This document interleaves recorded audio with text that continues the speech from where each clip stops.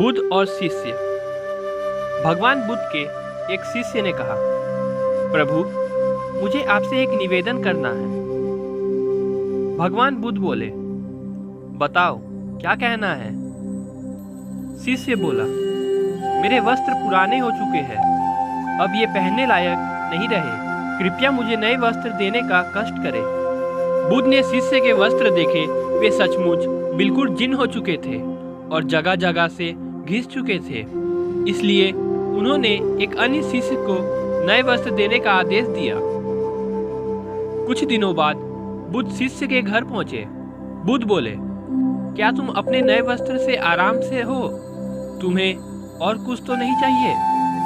शिष्य, धन्यवाद प्रभु, मैं इन वस्त्र से बिल्कुल आराम से हूँ और मुझे और कुछ नहीं चाहिए।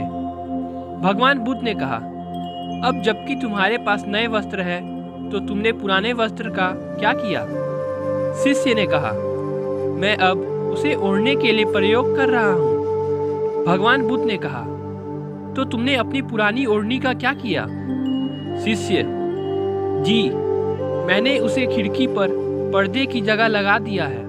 भगवान बुद्ध ने कहा, तो क्या तुमने पुराने पर्दे फेंक दिए? शिष्य, जी नहीं, मैंने उसके 4 टुकड़े किए और उनका प्रयोग रसोई में गर्म पतीलों को आग से उतारने के लिए कर रहा हूँ। फिर भगवान बुद्ध ने कहा, तो फिर रसोई के पुराने कपड़ों का क्या किया? शिष्य ने जवाब दिया, अब मैं उन्हें पोछा लगाने के लिए प्रयोग करूँगा। भगवान बुद्ध ने कहा, तो तुम्हारा पुराना पोछा क्या हुआ?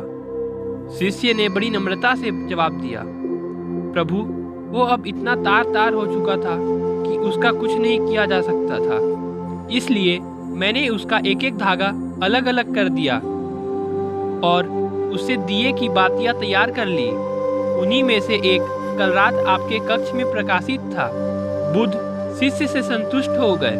वो प्रश्न थे कि उनका शिष्य वस्तु को बर्बाद नहीं करता है और उसमें समझ है कि उनका प्रयोग किस तरह से किया जा सकता है। तो दोस्तों, अगर आपको वीडियो अच्छा लगा है तो वीडियो को लाइक करें और चैनल को सब्सक्राइब करें।